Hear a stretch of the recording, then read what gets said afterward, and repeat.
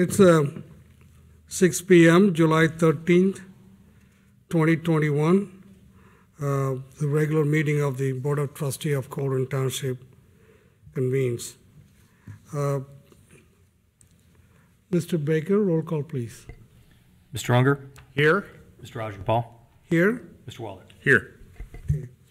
Mr. Mills, Yes, sir. we Good are evening, going Board. for the executive session. Yes, sir. I recommend that the board move to go into executive session in accordance with the Ohio Revised Code, Section 121.22G1, to discuss the employment compensation of public employees. Also in accordance with Ohio Revised Code, Section 121.22G2, to consider the purchase of property for public purposes.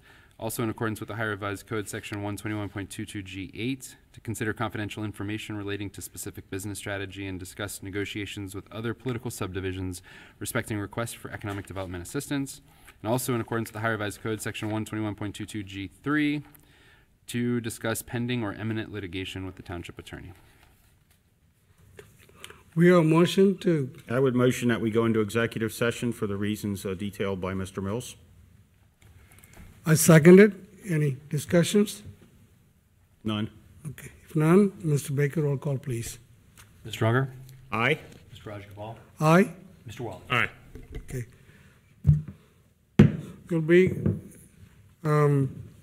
We'll be back after the executive sessions. It's 7 p.m., July 13th, 2021. The regular meeting of the Board of Trustees of Colerain Township convene. Mr. Baker, roll call, please. Executive session, so we are back. Mr. Unger? Back from the execution. Go ahead. Here. Mr. Rajagopal? Here. Mr. Waller? Here. Mr. Mills, anything to report from the executive sessions? No, sir. Okay. Now, the regular meeting will convene.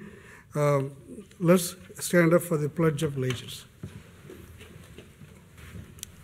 I pledge Allegiance to the flag of the United States of America and to the republic for which it stands, one nation, under God, indivisible, with liberty and justice for all. Please remain standing.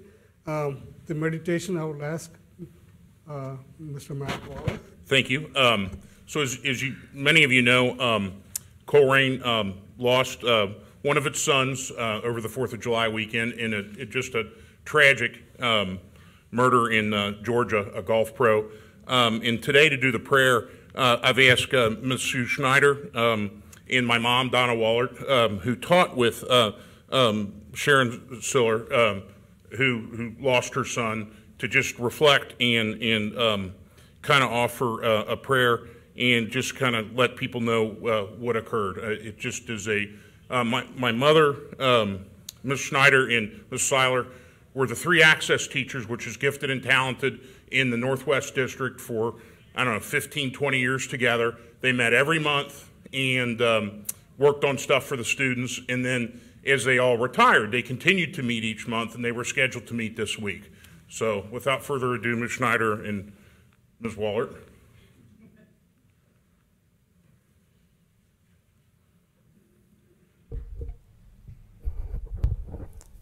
Okay, as Matt said, I'm Donna Waller, and we come tonight with very heavy hearts. We have known Sharon for 20 years, and Sharon, I know you're tuned into this at some point, and we have a message for you. We grieve with you, we love you, and when you get back, remember that we're your family too. I also want to say that we were going to meet, as Matt said, this week or last week, and we had chosen the place where to meet, but we didn't target in on the time or the date. We were waiting for Sharon to respond, and her response when it came in was, "Girls, I have to cancel. My son was shot 5 times and killed, at the country club where he's supervisor in Cobb County, Georgia. That is a message that no parent should ever have to write. But unfortunately today, many parents are doing it. I have 3 kids, 2 daughters, and that young man up there. And I can't even begin to imagine what Sharon and Jean are going through. Now, the Sillers, Sharon and Jean, they're longtime Colerain residents, long time. Sharon went to Colerain High School, and she's my age, but she would kill me if I told you what that was, so I'm not going to say that. GK graduated in 1992 from Colerain High School. The girls did too, didn't they? So these are people that have been around your township for a long, long time, and they're model citizens. They just don't come any better. As Matt said, we met often, and we even were given the name from an administrator, a pet name of Huey, Louie, and Dewey, because we were always together when we weren't on our site. Sue still has Montfort Heights. Sharon had Colerain, and I had Pleasant Run Elementary and Beavis, and I also took in all of Northbrook. And so even though we were in different places, we had to meet and come together to make sure the program was correctly aligned and the students were receiving the proper services. So now that I've kind of gotten over the teary part, I'm going to turn it over to Sue, and she has a few things to say. First of all, I would like to thank the trustees, Raj Rajagopal, Dan Unger, and Matt Wallert, Township Administrator Jeff Mills, Fiscal Officer Jeff Baker, and Scott Solman, Assistant Law Director. And thank you for this opportunity to pay tribute and honor Jean G.K. Siller. I'd like to read a prayer for Jean. When Jesus learned that his cousin and friend, John the Baptist, was murdered, he went to the desert to pray alone.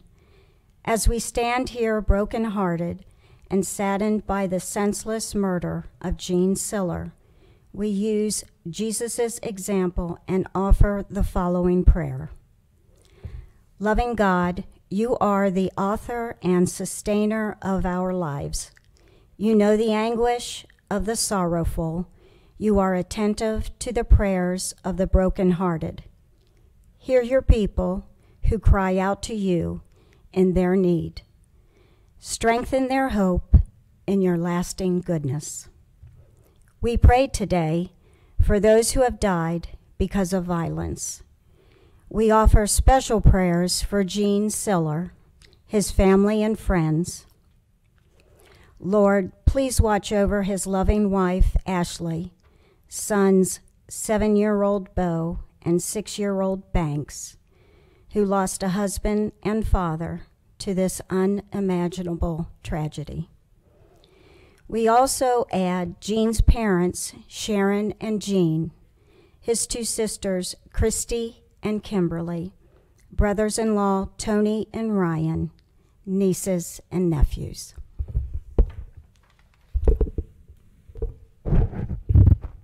We also pray. We pray also for the families of Paul Pearson and Henry Valdez, the other 2 victims of these senseless murders. Welcome Jean and the other victims into heaven, and let your face shine upon them. May they be greeted with choirs of angels and experience your eternal peace and joy. Heavenly Father, be near to all of those who have been touched by violence, those who have been hurt, lost their loved ones, or lost their sense of security. Be for them a steady comfort and safe resting place. soften the hearts and steady the minds of those who would do violence to others. May hate be replaced with love, violence with peace, and darkness with your light. Amen. Amen. Amen. Thank you for coming forward for this great you. prayers. Our township is with you. Thank you for giving us the time. Thank you. Thank you.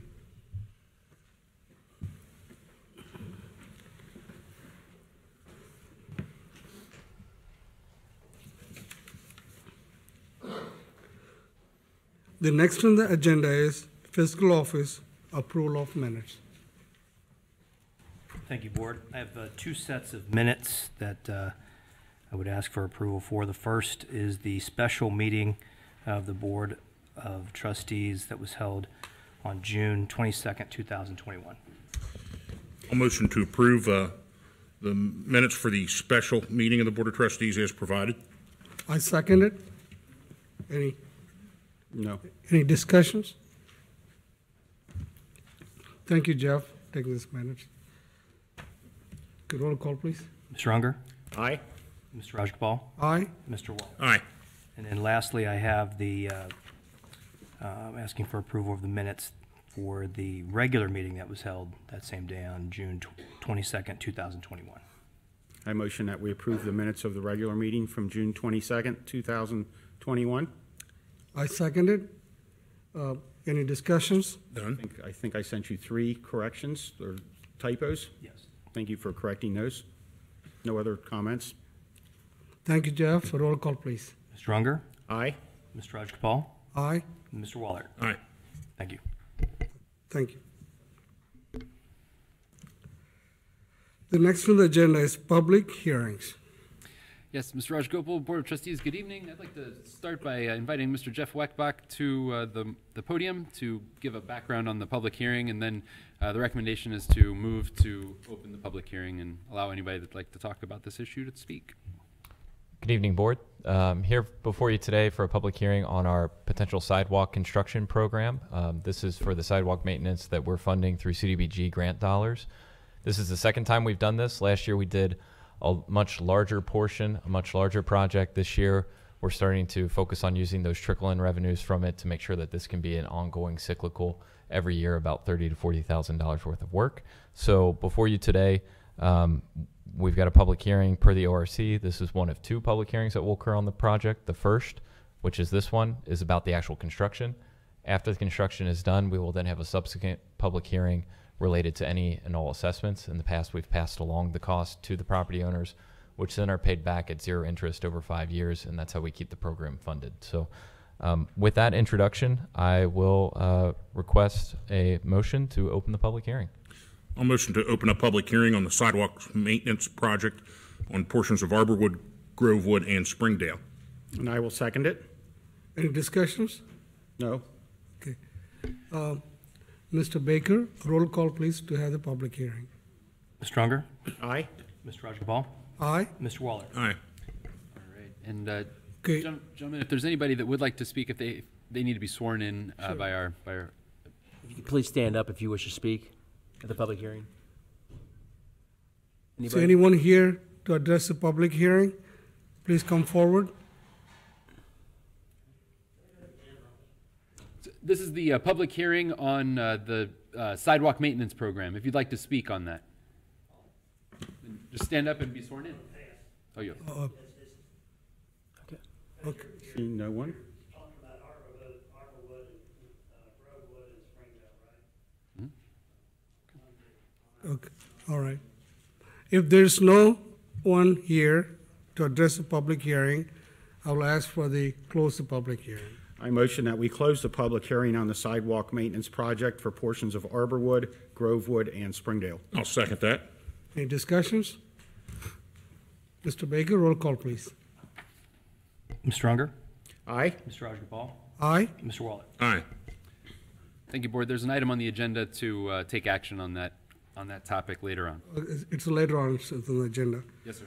Okay, the next on the item on the agenda is presentations. Yes, sir. I'd like to invite Chief Denny to the podium to swear in a police officer.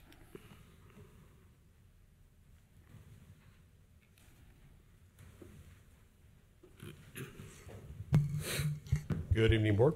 Good evening, Chief. Tonight we're going to swear in one of our newest police officers, Patrick Hort. Patrick is a Northwest High School graduate and graduated from the University of Cincinnati with a bachelor's degree in criminal justice. Patrick is in the Ohio National Guard, where he's a first lieutenant and executive officer of a military police company. Patrick was employed by Hamilton County Sheriff's Office and is a graduate of the Great Oaks Police Academy. And if all that isn't enough stress on him, he's expecting twins in September. Yeah, so he needed a job, so we got to get him in and get him sworn in. So we will administer the oath of office. You want to introduce who you brought with you? This is my father, Dan Hort. Thank you, sir. Raise your right hand and repeat after me. I state your name. I, Patrick Hort, Do solemnly swear do solemnly swear that I will uphold the Constitution of the United States of America, that I will uphold the Constitution of the United States of America, the Constitution of the State of Ohio and its bylaws. the Constitution of the State of Ohio and its bylaws. I will abide by the Colerain Police Department mission and value statement, I will abide by the Colerain Police Department mission values statement, code of ethics, code of ethics, rules and regulations, rules and regulations, policy and procedure. policy and procedure. I will faithfully discharge the duties I will faithfully discharge the duties of police officer of police officer in and for Colerain Township, in Fort Colerain Township, County, Hamilton County, State of Ohio, State of Ohio, to the best of my ability. to the best of my ability. So help me God. So help me God. Congratulations.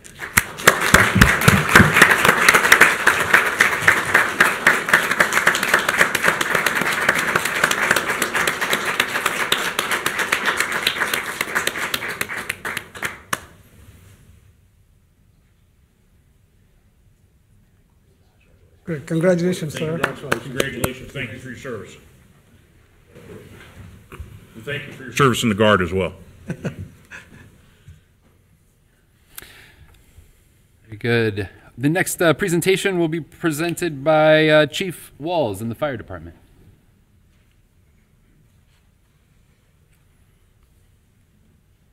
Good evening to the board, those in attendance, and those watching virtually.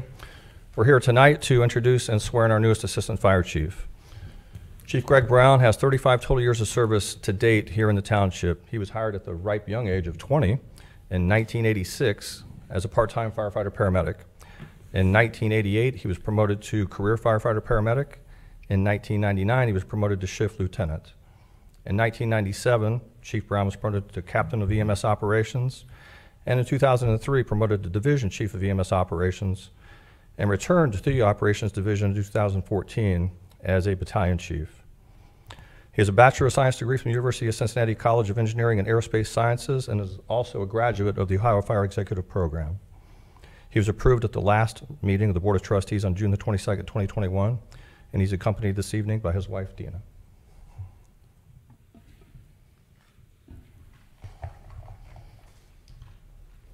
Raise your right hand. I state your name. I, Greg Brown, Do solemnly swear do solemnly swear that I will uphold the Constitution of the United States of America, that I will uphold the Constitution of the United States of America, the Constitution of the State of Ohio and its bylaws. the Constitution of the State of Ohio and its bylaws. I will abide by the Colerain Township Department of Fire and Emergency Medical Services mission statement, I will abide by the Colerain Township Department of Fire and mission statement, values, values, code of ethics, code of ethics, standard operating guidelines, standard operating guidelines, and the township's policies and procedures. and the township's policies and procedures. I will faithfully discharge the duties of Assistant Fire Chief of Operations I will faithfully discharge the duties of Assistant Fire Chief of Operations in and for Colerain Township, in Fort Colerain Township, Hamilton County, Hamilton County, State of Ohio, State of Ohio, to the best of my ability, to the best of my ability, so help me God. so help me God.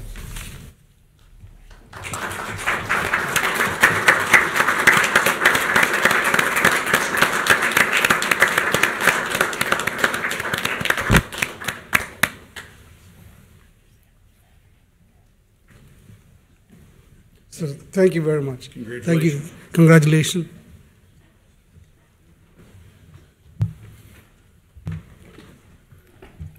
Very good. The next presentation will be given by Mr. Jeff Weckbach, our Assistant Administrator, and he'll be giving an update on traffic calming efforts that we've discussed in previous meetings. Hello again, board. So at the last meeting, we had a work session where we spent a lot of time talking about traffic calming, talking to and with residents about potential solutions. And so following that meeting and action taken by the board, we put our heads together to develop a game plan to hopefully address and test the effectiveness of some different traffic calming instruments throughout our community. At the meeting, we heard a lot about Niagara, so we thought that that would be a great opportunity. And as we started to peel back the layers of the onion we noticed that there were actually significant other opportunities involved with this test. And so the plan in the packet is, and I'll start by saying 100% weather dependent. So if weather is bad, that will impact our ability to get these items out there. So if the action doesn't happen according to schedule, weather may be a big factor here. This is tentative, but we wanted to try to share our thoughts. But the neat part about where we've identified and where we're planning on putting up speed cameras, counters, speed cushions, as well as some other elements, is we'll be able to track the effectiveness of several different things. We'll be able to track overflow traffic. So one of the items that we have concerns with is if you put these things in, everybody's going to bypass that street and cause a lot of overflow on a different street. So there will be a speed counter to catch some of that. We wanted to test the effects of retaliatory speeding. So we have a camera that's designated to be able to do that. We wanted to be able to test whether or not the speed cushions actually do anything. There's a speed camera to check that. We also mentioned how road narrowing is another effective thing. And so that's another opportunity where we're going to have a speed camera there around the bend of Niagara to catch the effects of that. And then finally, we mentioned that the traffic sign itself may be an effective tool. So we're going to have that on as well to try to catch some more data. And between these 5 data points, we hope to come back at a future trustee meeting, report out how effective all 5 of these different cameras were, what we learned. And we're going to couple that also with some not hard data, but some soft data. So we're going to go out and we're going to survey the community, talk to them about the speed cushions, get feedback on what they liked, didn't like about the test. And ultimately, hopefully that'll help us to feed a direction on a permanent solution to this issue. And with that, I'll open this for any questions that you all may have on this plan that we've proposed. Jeff, thank you for the presentation. Thank you for the presentation. You see the speed sign number 1. We talk about the narrowing of the road. What is that cause? If you narrow the road, how you explain? It'll make the people run over the sidewalk? No, so in that how stretch that of works? Niagara, the road naturally narrows quite a bit. And so I think it's a 10-foot difference maybe between there and other stretches of Niagara. So if road narrowing, which is something that we have said, if you add a parking lane or something to that effect, is supposed to slow speeding, we'll be able to see whether or not there's substantial speeding in that curve there to know if the road narrowing is one of the factors going on. So we're not actually going to do anything there. We're just going to let the natural flow of the road as it was designed to sort of capture that information. Okay, that's want to make it clear, because when they narrow the road, then also it will affect the sidewalk, getting very close to that. Yeah, it could. Yeah. If we were to do that, but we're going to use the way that the road naturally already narrows as the factor. So we won't be doing any sort of actual roadway narrowing right there. Okay. Thank you, Jeff. Yep. Jeff, I'd like to just thank you for the work that everybody did on this. When I motioned to use the 5 speed signs and to get 3 speed cushions, I didn't quite know this is how in depth it would look, but I think this is going to give us a good snapshot of what impact this is going to make. And I think it's, I just want to stress for those that are watching, this is just a start. This is, it's a first step and hopefully many steps to alleviate some of these concerns. But I think that there has to be some background on it so that we're just not reactive, so that we use the data that we have. And I think this is a fantastic start. Thank you. Great. For anybody that wants to see this, it is in our agenda, and especially for the nice folks that live back there, there's a picture of it right there as an attachment under this item in the agenda. So, thank you, Jeff. Thank you, Board. Okay. That concludes our presentations. Okay. Thank you. That concludes our presentations. The next on the agenda is citizens' address. I humbly ask the citizens to address within 5 minutes, because we want to proceed with the meeting. During your address, we won't interfere. We will listen to you. When the administrative report comes, our administrator or one of the trustees will respond to your concerns. So I humbly ask you, keep it within 5 minutes, please. Okay.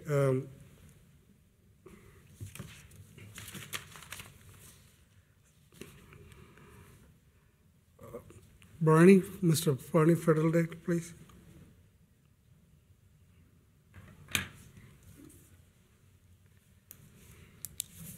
Good evening. Good evening, Bernie. Good evening. I saw on the agenda that we're going to have think about a TIF district.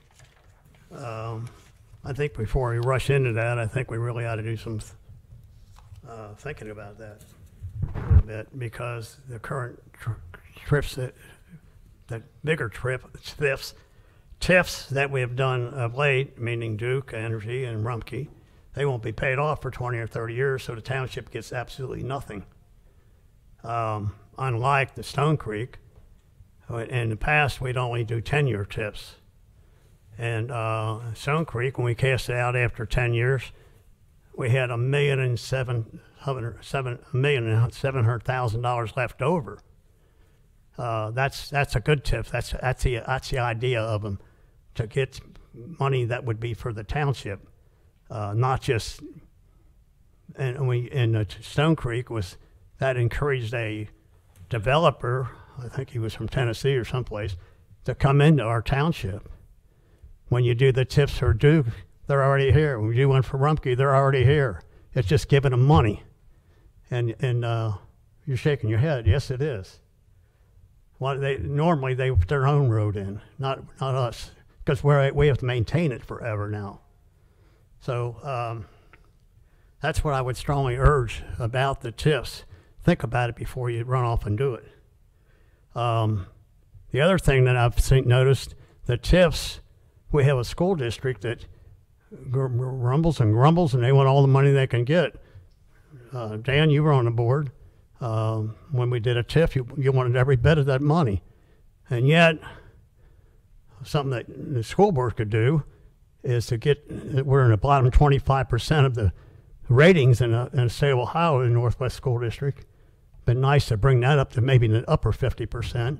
And in the future, I would make your TIFs so put something for the school board that they have to bring up their ratings in the school. That is so important for developing our township.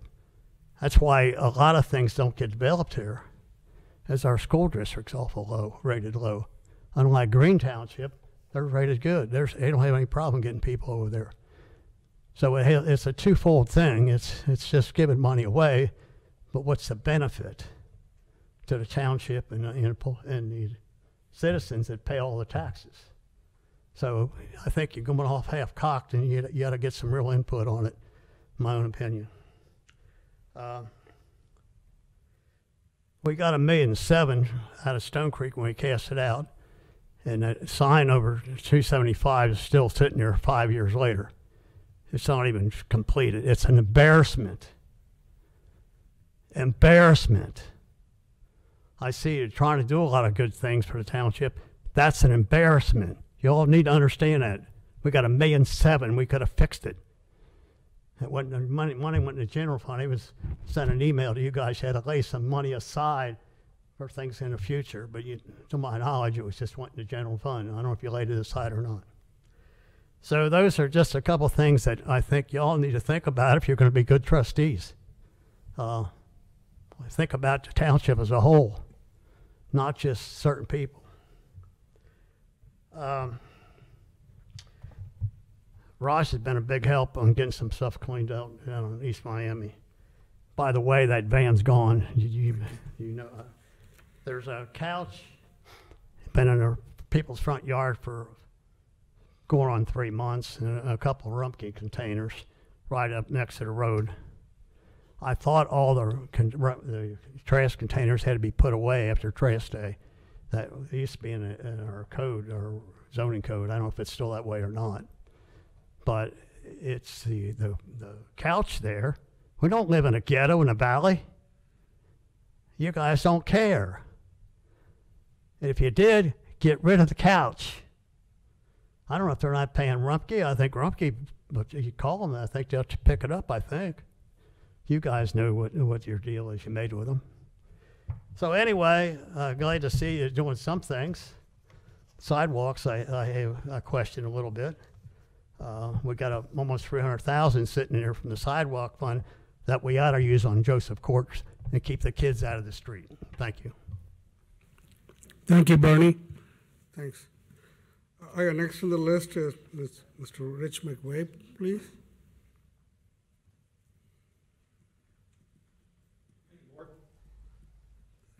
Evening. Evening. You know, it's good to hear some prayers in the chambers. Thank you. Traffic calming.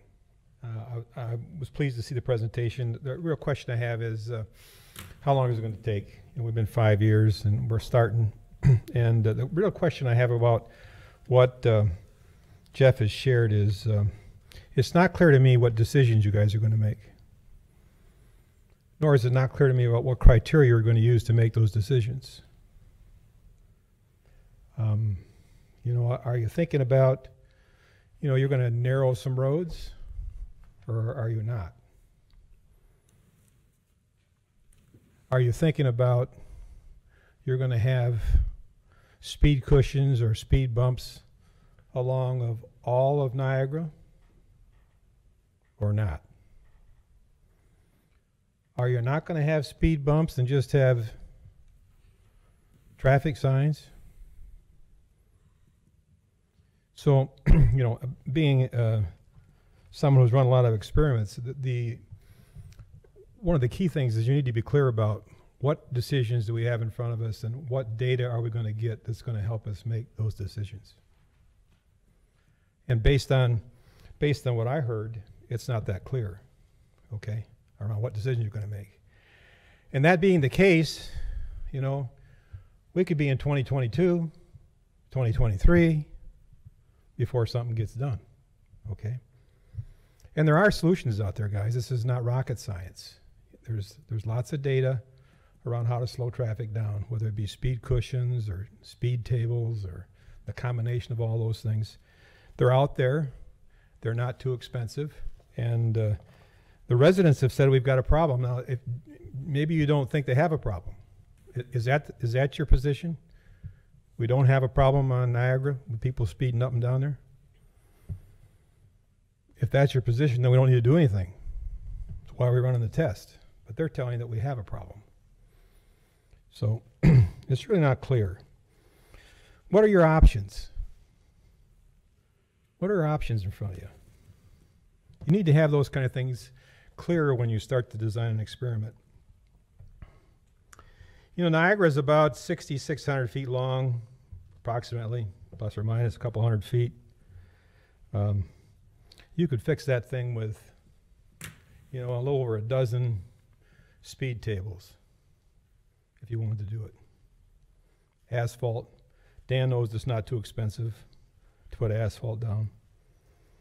If you did them on 400-foot centers, you could do, you know, maybe it's 16, 17 on the whole Niagara.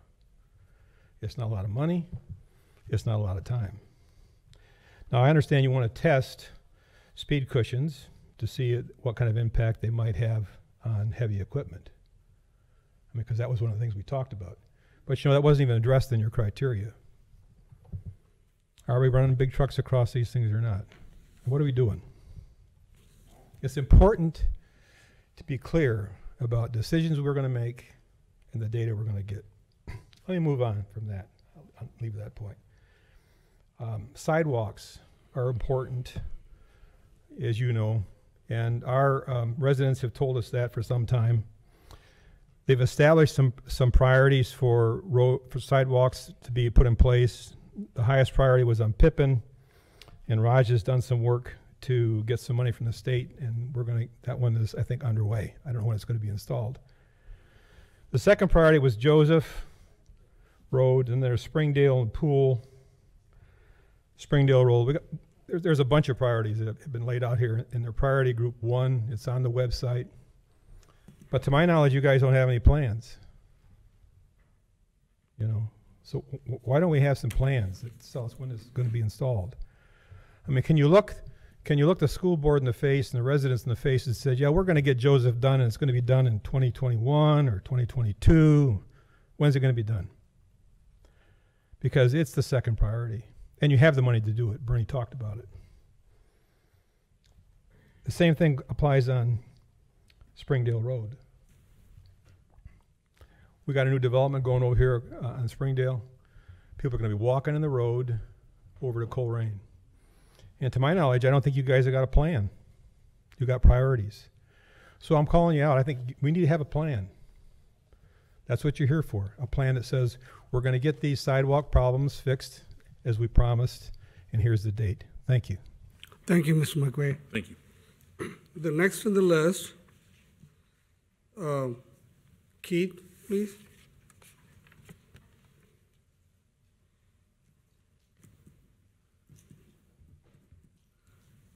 Evening. Board, neighbors. Good evening, Keith. Well, I'm going to talk about something I heard on the news.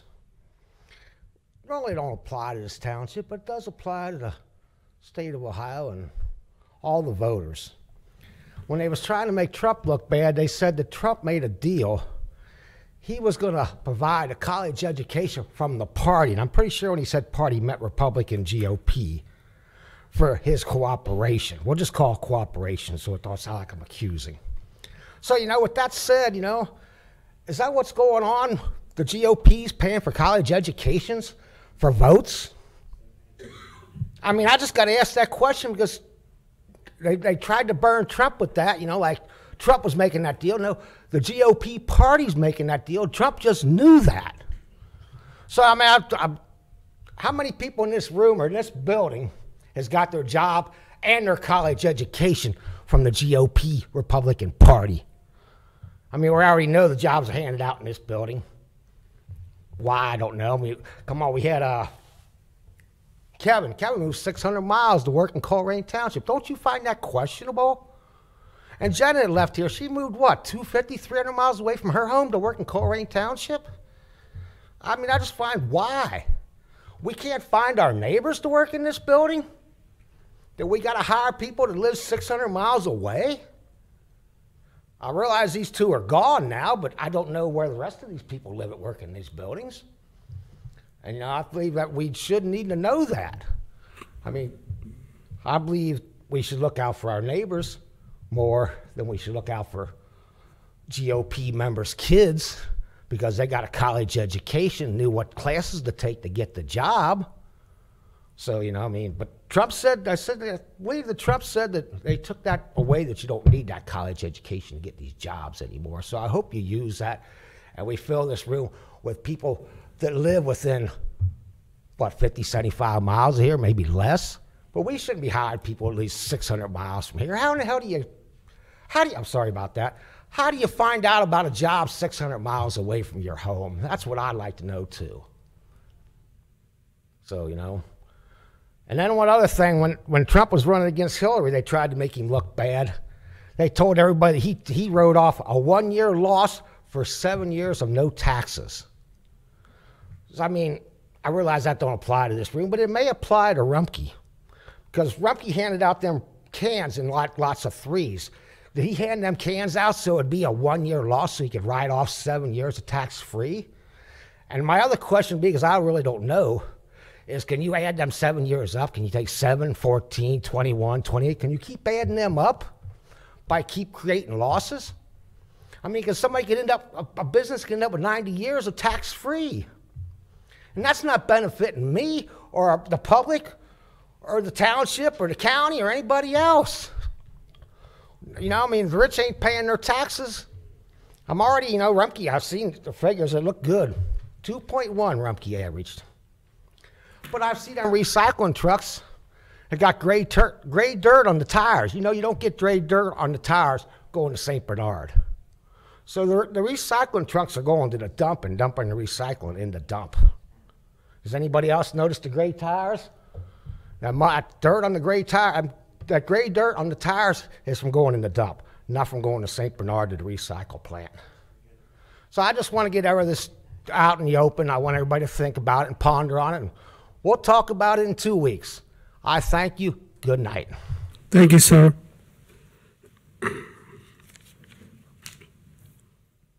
Mr. Mark Kirkwood, please.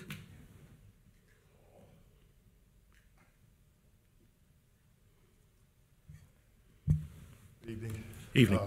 First, I want to say, I guess my email was a little harsh. You'll have to forgive me. I got a little angry and frustrated with this whole situation. But as I explained in the email,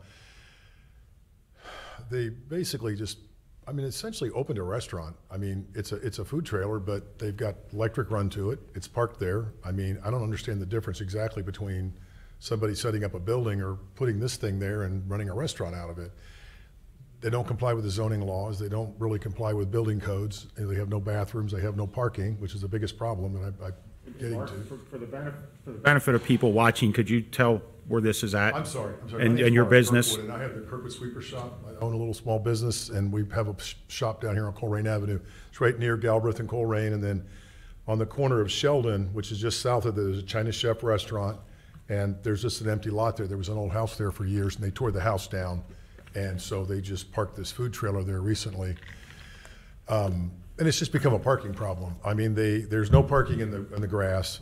There's nowhere to park on Colerain Avenue. I was just down there, as a matter of fact. I was looking, the parking on Sheldon, there's no parking. I think there's a fire hydrant. You can't park for at least 100 feet down Sheldon. So there's virtually no place to park except in our parking lot.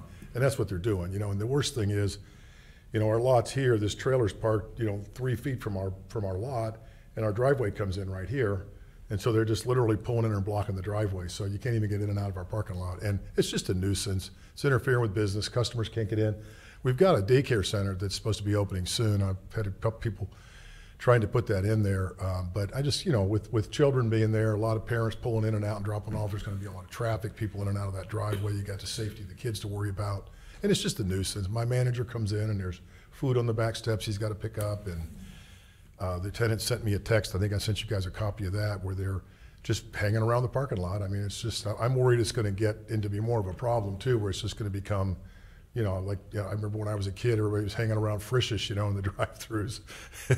It's just, we don't want to create a scene like that down there, and it's just a problem. That driveway, I don't know if you guys remember that. We bought the Munchins building. We had the old building there for years, and it was just a nightmare pulling in and out of there. The driveway's narrow, and you had really bad visibility. So we finally got that. We tore that building down, and I've tried to fix that corner up, and we got all this done, and now we got to deal with this, and it's just kind of a nuisance, and I think it's interfering with our business. I'm just afraid it's going to get worse. Now, I guess maybe we could follow up with some emails. I kind of tried to contact the police department. I talked to people in zoning. I guess the question is, are there zoning laws? Do the zoning laws allow someone to do this? I understand. I got nothing against food trucks. Like Mike and I talked, they're great for festivals, concerts, but just to actually have it set up as a restaurant without, they're not really complying with the other zoning ordinances that any normal business would have to do. They'd have to have a parking lot and bathrooms and garbage, and it's kind of, I don't understand. I guess I need to get more clarification on what the zoning allows. Marty in zoning, actually at one point I talked to him, and he said they don't actually permit that. So, but they got a permit from the police department. So I don't know if anybody really investigated it or really looked into the facts. So I guess I'm just trying to bring this all to the attention, or maybe you guys can direct me to who to talk to, maybe somebody, an administrator or somebody else that has broader knowledge, or maybe there's a legal counsel with the law director. Maybe there's some details in the zoning laws as to whether or not this is really allowed. I don't see how it could be, but I don't know, just looking for guidance, I guess. I think we can have Scott follow up with you, and then our police chief is back there in the corner, Mark Denny, and please get his contact information. We'll address these issues at the trustee report. Do some research and find out just what's allowed and what's not. Sure. Thank you, sir. And before you're welcome to stay for the rest of the meeting, but you might introduce yourself back there in the corner and get trade contact information. Thanks for calling, and I appreciate your time. Thanks for listening. Thank you, and thank you for the updates you did on the building. This April, May, I think it was, or? It's been a long time. I didn't do it. Okay. It looks good. Thank you. Okay, that's all the list I have for the citizens' address. Let's move forward. The next on the agenda, administrative reports.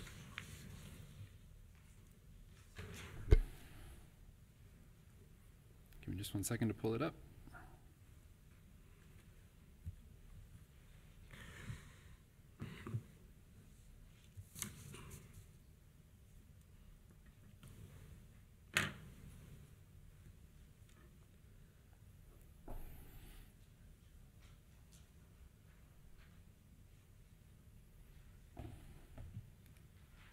All right, our first administrative report here it comes. As our projector warms up here is Chief Alan Walls in the fire department.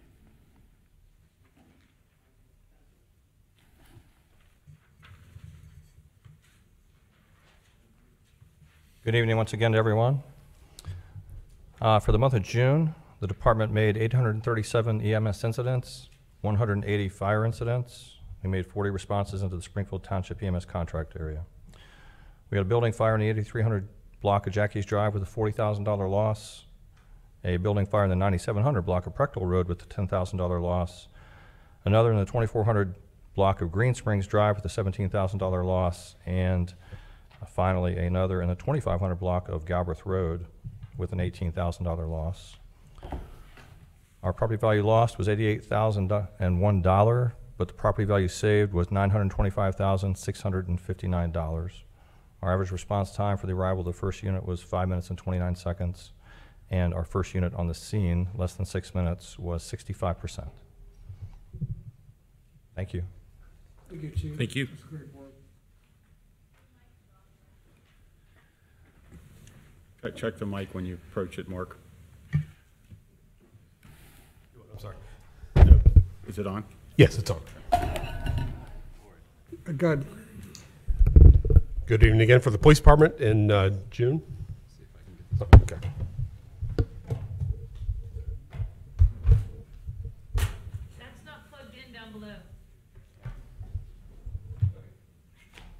I'll paint a picture with words. The police department responded to 3,640 calls for service. That brings us up to 21,398 for the year, and that's about a 6% increase over last year, which is to be expected. Again, we were dealing with COVID last year, which reduced our calls for service a bit. Officers responded to emergency calls within 2 minutes and 45 seconds. We made 72 traffic stops, 9 DUI arrests. We had 4 uses of force, 1 pursuit, and 133 arrests. So for the first 6 months of the year, we're down 12% in all total crimes. So we're having a good continuation of the reductions we saw last year as well. I'm going to ask Lieutenant Cordy to step forward. He's going to give you the updates on code enforcement for the month.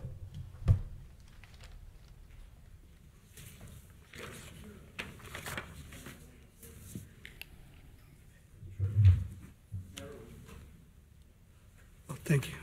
Thank you.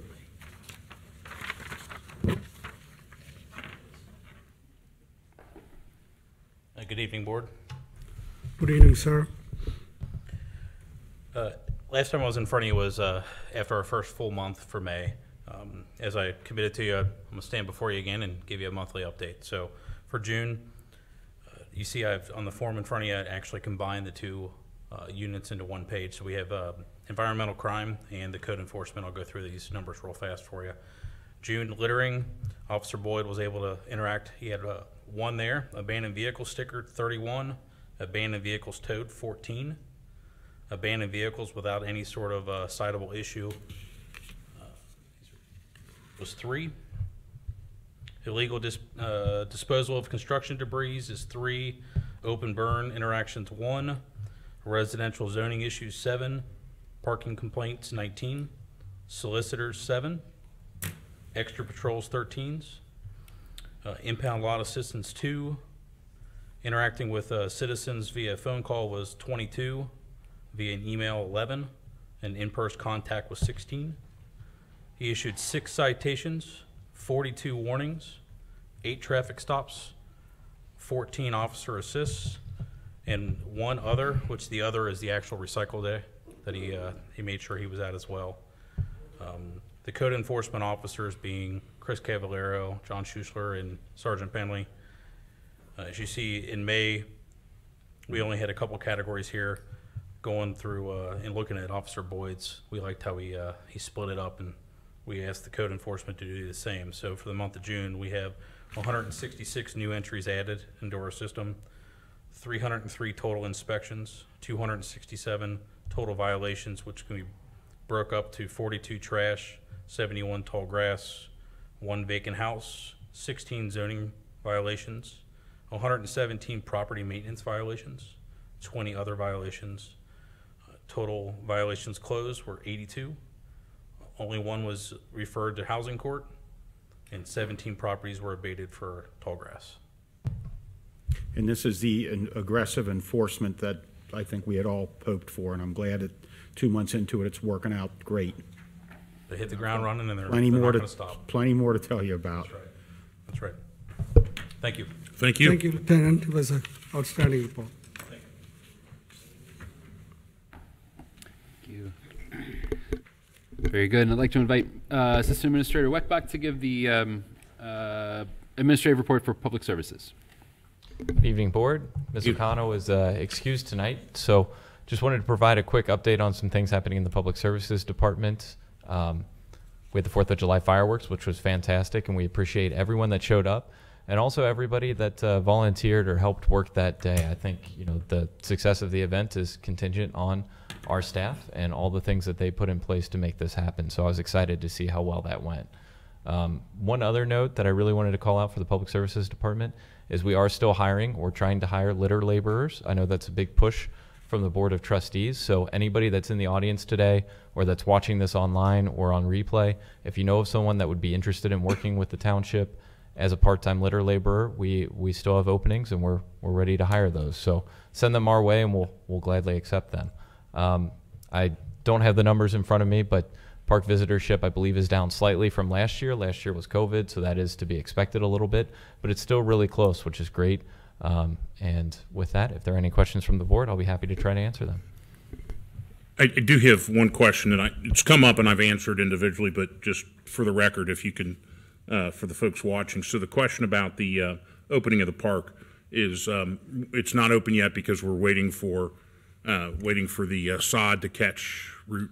Waiting for the sod, and then there are a few other items on the punch list that the contractor needs to complete. And then once we kind of have that walkthrough and we're comfortable, then we're going to schedule the grand opening and invite and put that out to the public through Circle. So if the public isn't signed up for Circle, that's the spot to go. So essentially, if we pulled the fence down now and let people use it, we'd have to resod it again. You'd probably have to resod it, and it would limit the ability of the contractor to get in and do those final punch list items. So that's the delay for the folks that I know that's been a question. Thank you. And since Jackie's not here, I will tell you this, and hopefully she's home watching. Recently, I was down at Heritage Park and walked all 18 holes of the Frisbee golf course. The park's very well maintained. The roughs are rough. There's people losing their Frisbee golf disc in there, but and it was a little wet, and I did ruin a pair of gym shoes. But it's very well maintained down there. So sure, I'll pass that along. Okay, thank you. I agree with you, Dan. I go for a walk pretty much, and it's well maintained. The public works workers are doing a great job. And I also want to thank our police officers, our fire department personnel, and other public works employees. They did a fantastic job on the fireworks. I missed it. I was out of town, but I heard it was a fantastic fireworks. Because of your teamwork, it made it happen and safe for the people. Thank you. And the Heritage Park Frisbee golf course, when I was down there, I even see out-of-state license plates, so it must be out there on the interweb that we have a great course. The dog park there is very popular. I know that that's used by folks outside of the community as well, because it is such a nice dog park. Move to Colerain Township. That's right. With our nice amenities we have here. Great. Thank you, Jeff. Thank you, sir. And for my administrative report, I'll try to answer some of the questions from citizen address. Let's see. Mr. Fiedelday suggested that the township gets nothing from TIFs, and that is just not how it actually works. We're getting a great deal from our TIFs, and we'll see a number of projects come to fruition, particularly right outside of the Duke Energy Operations Center. We're going to be seeing a complete streetscape redevelopment. It's going to be spectacular, and that's going to be paid for with that TIF money, which is wonderful. The Stone Creek was a great TIF. You're right. I absolutely agree. It did wonders and got that wonderful development into our community. I'm sorry? Can you bring the mic closer? Sit closer. Mr. Fiddledy, you got me. You got me tripped up here today. Okay. We do give the school district money. Typically, since this board has been in place, they've always chosen to make the school district whole. So that is a big thing for the school district. They are made whole in all of our agreements. Let's see. The couch in the front yard, if you could give us a call and let us know what the address is, we'll get down there and get it. Okay, very good. On East Miami River. 7350. I contact the engineering. Let's wait for the okay. Engineering people. Very good. Yep, and I totally. The other question was about sidewalks on Joseph Road. Absolutely, very big priority. The problem is we can't get a. I heard that, and that's all it sounds. Okay. Well, the problem is we can't get a construction easement because the property owner will not grant us a construction easement. So it is 3 people at the Kissel Park Condominium Association that have the ability to give us a construction easement. Those are the people that we need to be talking to, and maybe they've changed since the last time we talked. So maybe we should reach back out. But I absolutely agree that Joseph Road sidewalk is very important. And we have engineering drawings. It's all engineered and ready to go. We just need that easement. So and then the money to do it. Okay, Mr. McVeigh had a number of questions about suggestions about using data to inform decisions, and that's precisely what we're trying to do here. We're trying to make interventions in the road to slow people down. That would be signs, traffic signs, and also devices that go into the road that raise the elevation of the road for a short period of time. Call them humps, tables, pillows, whatever you want to call them. And those are going to be deployed. And we are collecting data to inform a decision that the Board of Trustees will make, so that you have data to inform a decision. Jeff, I'd like to, he's not here to hear your answer, so you know that. Yeah. You'll watch on TV. Sure. Let's see. Why don't he asked the question? Mr. McVeigh asked the question why we don't have any plans for sidewalk. The Board of Trustees has adopted a sidewalk plan, and I think Mr. McVeigh even referenced our adopted sidewalk plan in his statement. It's on our website. We're very proud of it, and we are chipping away at those segments one by one. I don't know the last time folks have driven down Colerain Avenue south of Banning, but from Banning to Burnside, there's a brand new sidewalk in a place. That sidewalk replaces a desire path that was worn into the grass for the last 20 years. Now there's a sidewalk there. From John Rose to Shady Crest, we're going to be, as I said, changing the entire streetscape. Street trees, landscaping, knee walls, pedestrian scale lighting, sidewalks. It's a big deal, and that's all happening on Colerain Avenue between John Rose and Shady Crest. The other funded sidewalk project is on Pippin. That's Pippin from Stout to the southern property boundary of Lake Gloria. That is funded and in development. I'm not sure if I mentioned this the last time Mr. McVeigh brought it up, but we have applied for a grant from OKI to put sidewalks on Springdale Road from Colerain to Laura Linda. That's a grant that's been submitted to OKI, and we hopefully will hear something back here at the end of this year, that's exactly where Mr. McVeigh was talking about. Lots of great work on sidewalks. Really proud of the things that we're doing, and of course, always trying to use data to make better decisions. So I think we're all aligned on that. And then, Mr. Kirkwood, it sounds like we have resolution to that issue. So that's all the questions that I have written down. So a couple of things I'd like to mention. The 4th of July fireworks were just what an incredible event. One of the things that maybe some of our residents is not out front and center. It's not exploding in the sky and oohing and aahing, but down in the basement of this building at the 4th of July event, it was the first time that the township has exercised and stood up an emergency operations center. So we now have an emergency operations center that is able to function, and it was functioning during the 4th of July event, coordinating all of the EMS events that were going on at the fireworks and all the police events that were going on at the fireworks. Hopefully you didn't see any of that, and it was just seamless and behind the scenes.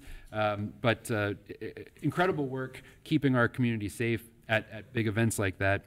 It's great to have an emergency operations center able to fill that local need. And excellent work by our police and fire departments in really standing that up at a very, very low cost. So that is the end of my report. Thank you, Jeff. I'm sorry. Mr. Mills, I hate to retread old ground here, but I obviously wasn't on the board. But I've heard a number of people ask about, and I tend to agree, the need for sidewalks on Joseph. Yes. So the problem is in getting the easement for placing the sidewalks there. Is that?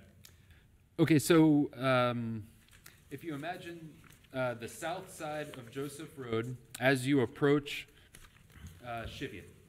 Okay. And the north side of Joseph Road as you approach Cheviot, there is condominiums on both sides. Right? And there is, in fact, enough right-of-way to put a sidewalk in the right-of-way without having to purchase right-of-way or do any kind of, if you really, really wanted it, eminent domain takes or something like that, you can get a sidewalk into the right-of-way. However, in order to do that, there's going to have to be modifications to the private property. And what I'm saying is there's slopes on the southern side, right, that go up to that bank of trees to provide greater privacy for the condominium owners. Yep. Okay, so those slopes are going to have to The adjoining ground needs to be regraded to a better elevation. It needs to be regraded. That would also result in the elimination of 1 or 2 or 5 or 10 trees on that property, which we have said to the condominium association we will replace those trees. But we cannot build a sidewalk without making changes to the private property that they own. And in order, the way that they give us authority to make those changes to their property is through what's called a construction easement.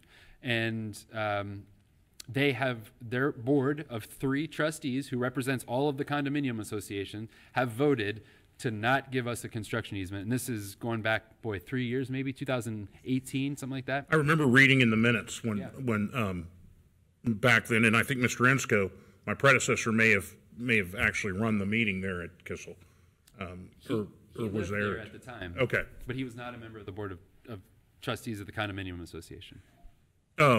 Is it worth at this point reaching out to the board of trustees of the condominium association again?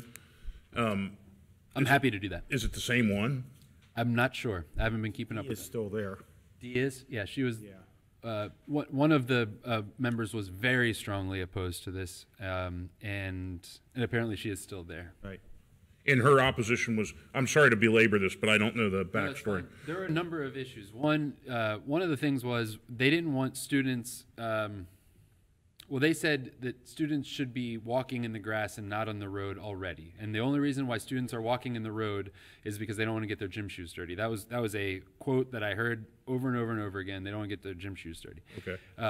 If they wanted to be safe, they could be on the grass. That's what they say now. The other thing was skateboarders was another issue. They were very concerned about skateboarders using that sidewalk. And as I shared with them, I've never seen a skateboarder in Colerain Township on a sidewalk. I've seen them at the skate park, but it's not a big issue that I've seen.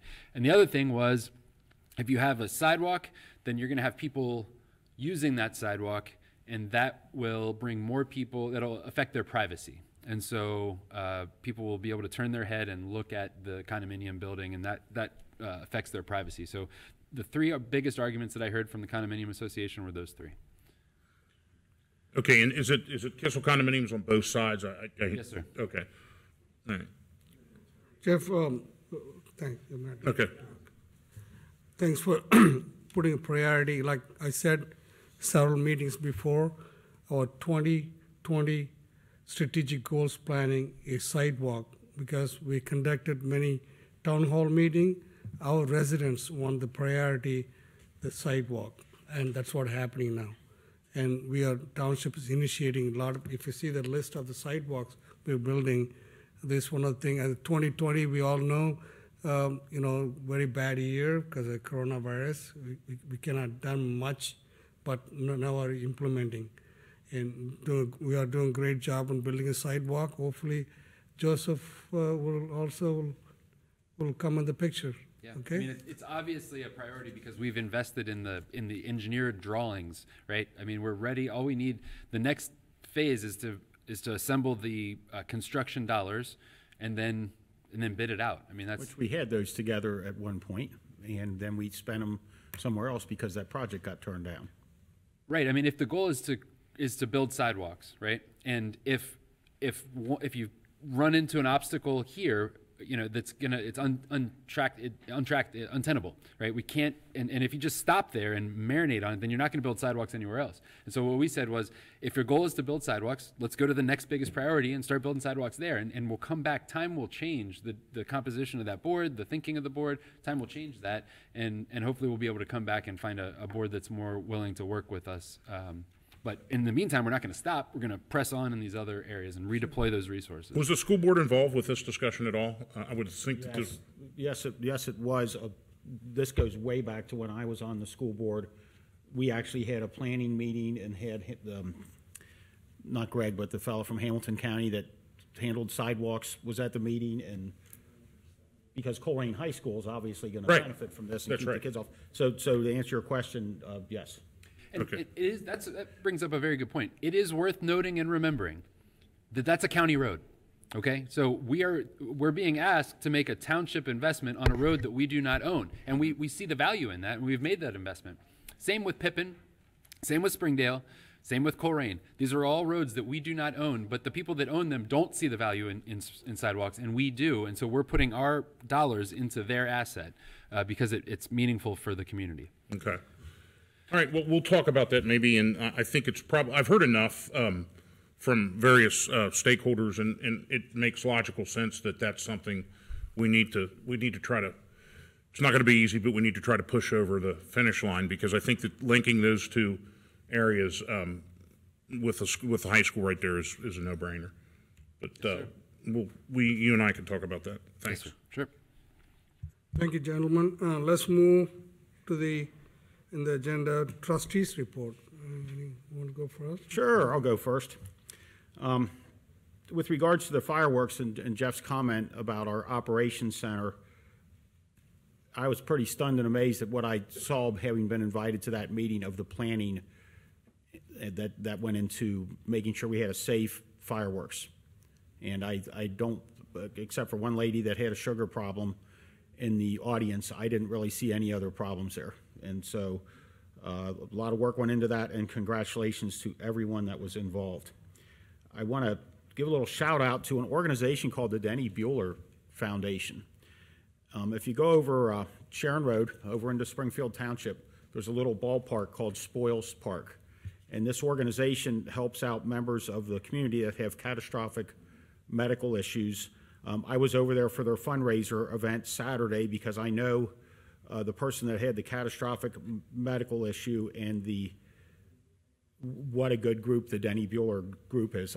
When I walked in there, I just stopped and looked around and was amazed that there was every bit of 600 people there. It was a softball tournament, and just what a good, decent.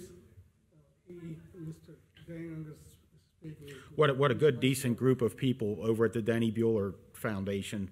Some of the places I've been, I always say 404-3057 if you need something. With the rain about a week and a half ago, I went and visited a very washed out culvert and driveway. And in fact, I talked to that homeowner today, and I said, this is way back off the road. I'm sorry it's not a township issue, but I would just advise people to maintain your culverts and the flow line approaching the culvert and the flow line downstream of the culvert, because it was kind of backed up with a lot of debris, and I think that's part of the reason why her driveway washed out. Along Cheviot Road and some other roads, there's a concrete curb and there's a sidewalk, and in a lot of those places, weeds are growing up between the edge of the concrete curb and the sidewalk. To those of us with weed whackers, and I went out and remediated some of it myself from somebody who's constantly calling me about it. feel free to contribute your volunteer time to getting rid of those weeds, especially if you have a nice weed whacker. It goes pretty quick. In response to some of the comments, thank you, Mr. Fiedel, for bringing up your concerns about the TIF. The item that's on our agenda is we are setting a public hearing with the majority consent of the board for August 24th, and anybody that's got questions or concerns about TIF districts, please come here on August 24th and bring that up. In response to Mr. Mcveigh, who's left the meeting once again before we've had a chance to answer him, and we were talking about big trucks. In fact, there was a guy here who drives a rear loader for Rumpke at our last meeting. And did we talk about big trucks? Yes, but I'm not sure if he was here for that discussion, but we did talk about it because, you know, on the back of a Rumpke rear loader, where the tipper mechanism is, that's only got so much clearance off the ground so that the operator of the truck doesn't have to lift any cans that aren't compatible with the tipper. So yes, we did talk about that. In response to Mr. Miller, I don't really know the tax, and I don't see Keith here either, the tax implications of when those brown and green cans are brought out, and if by distributing them all one certain year, if Rumpke takes a write-off on their tax. I'm not a tax attorney, and that's more of a question for Rumpke themselves. I know if you have a problem with your can, they'll bring you a new one. The ones that I have at my residence work great. As far as recycling trucks taking their cargo to the landfill on Struble Road, I have been down and toured the recycling center at St. Bernard, and there is an endless stream of trucks coming into the facility in St. Bernard, and you know, Rumpke doesn't want to bring that material. I don't see where the incentive would be for Rumpke to bring those materials into Struble Road. I guess if the driver thought he was saving time or saving gas, but Rumpke does not. I've never seen a recycling truck go in there. And, you know, sometimes they get a little dirt on the tires, I guess, from wherever they drive.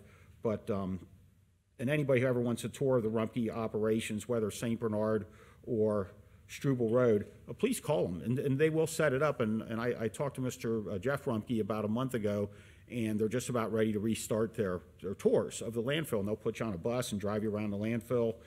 You can go take a tour of the recycling center. They process a lot of material there. And the last thing is, when I started here as a trustee, and I was about a week into it, we had that problem property out on Springdale Road near Broadmoor. And it had been sitting for a while. It was one of the worst case quarter situations I have ever seen, and you know, everybody's got different priorities, but the neighbor across the street called me and challenged me to do something about it. And the title to the house was in limbo, and I made a phone call to a really good public servant named Norbert Nadel, and he was a heck of a guy. And and he was the recorder at the time, although I knew him from when he was a judge, and he had Dave down in the office get that title turned around in 36 hours, and what an awesome public servant we have lost here in Hamilton County. So to his wife and his extended family and literally thousands of friends, of which I'm glad to admit that I'm one, and I know you knew Norbert quite well also, Raj.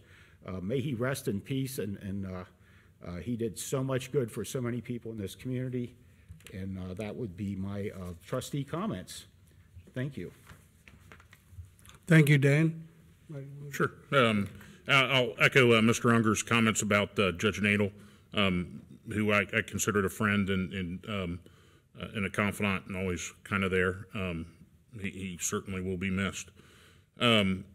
Also today is marks try to do math real quick here. It's been 17 years, I guess, since Matt Maupin died, was killed in Iraq.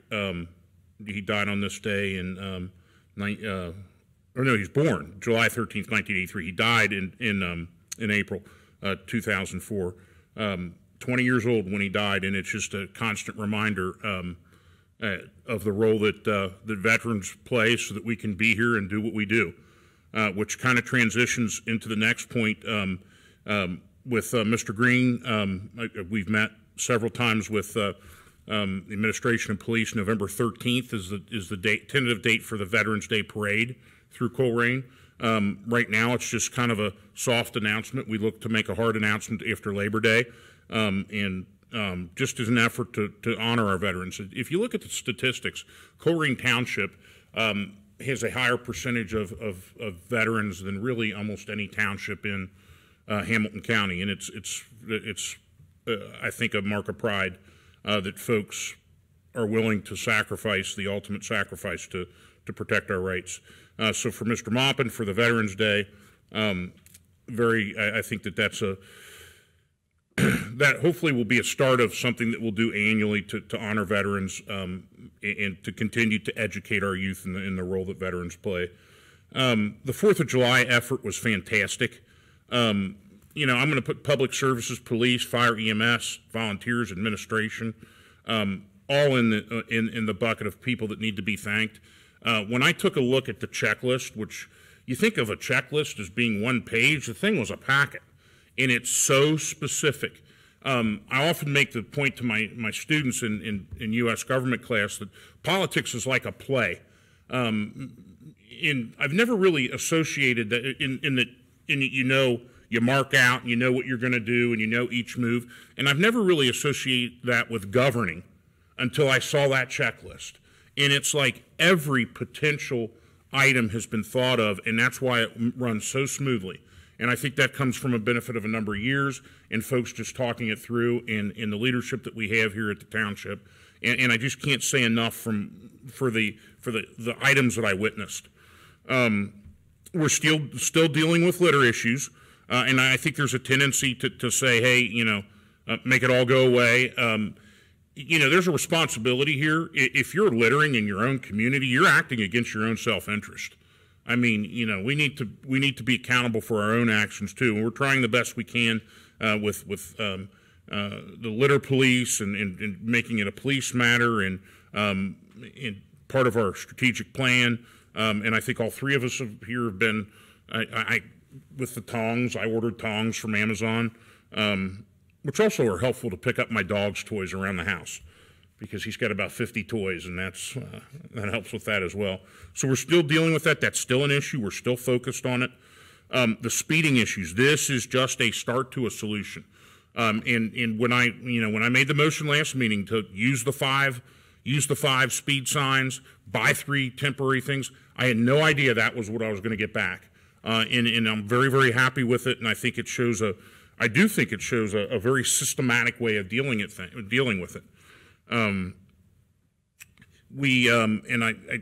We're still waiting on prices. One of the things that's driving me crazy now, it never really did until all of a sudden, I'm one of the 3 that's in charge of oversight and policy. Waiting on prices for the I-275 grass cutting.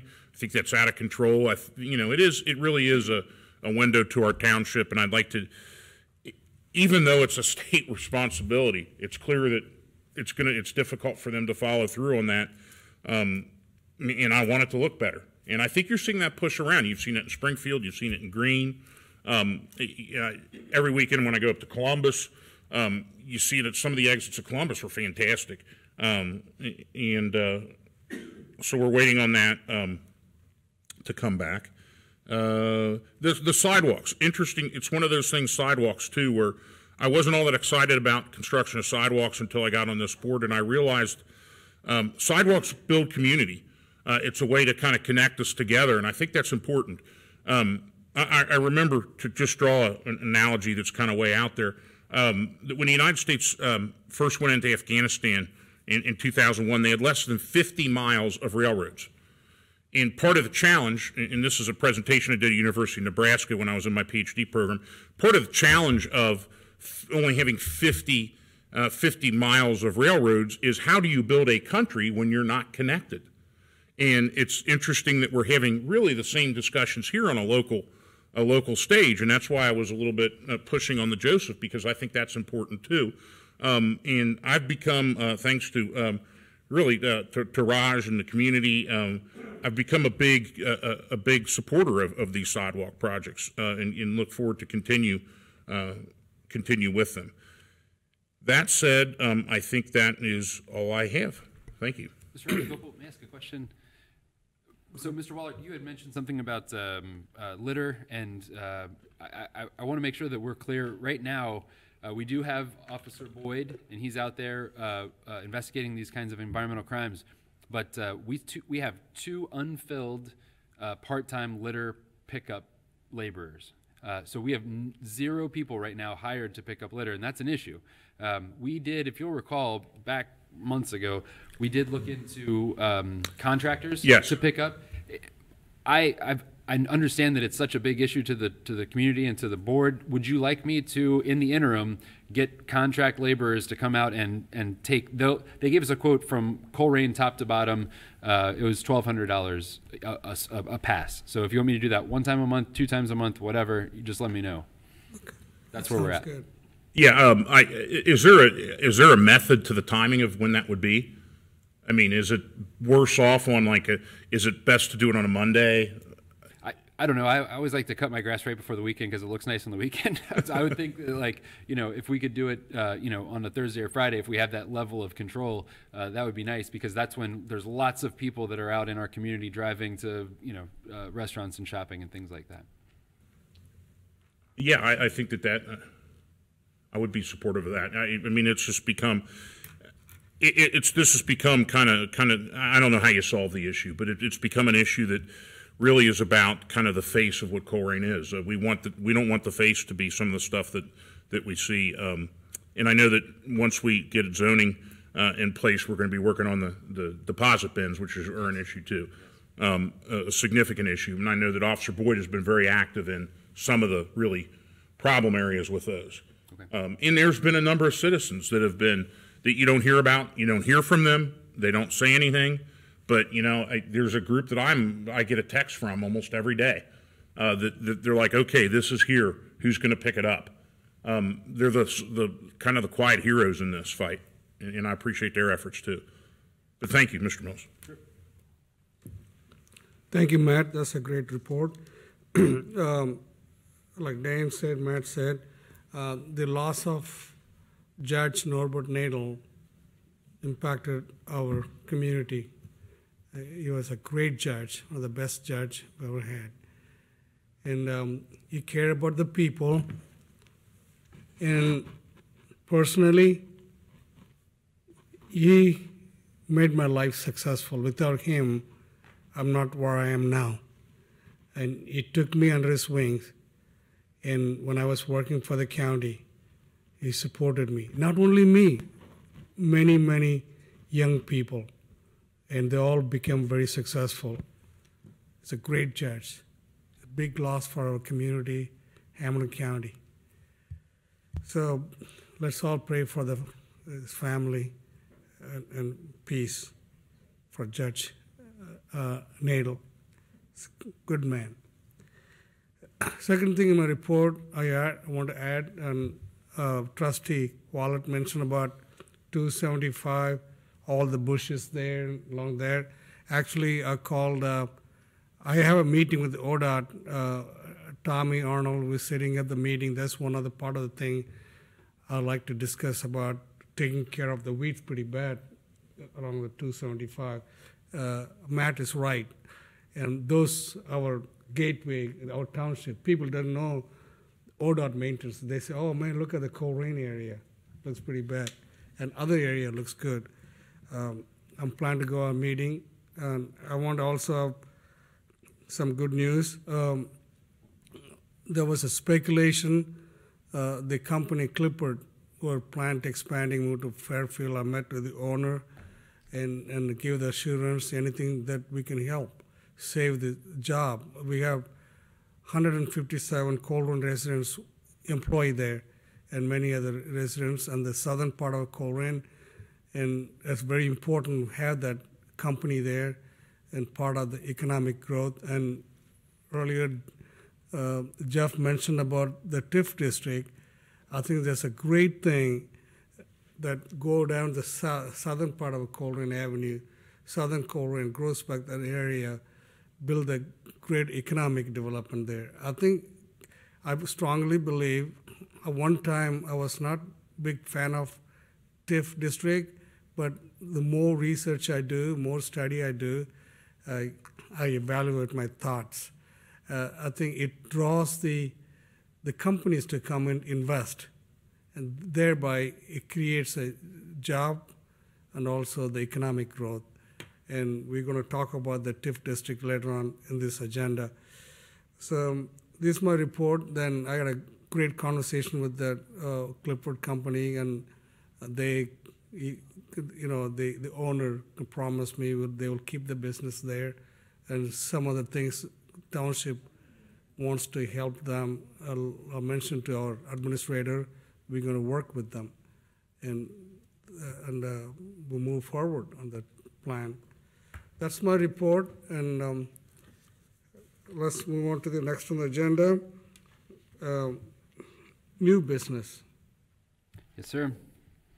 Okay, Mr. Rajagopal, Board of Trustees, the first item of new business comes from our Public Safety Department, specifically the Police Department this evening, has 2 items. Chief Denny?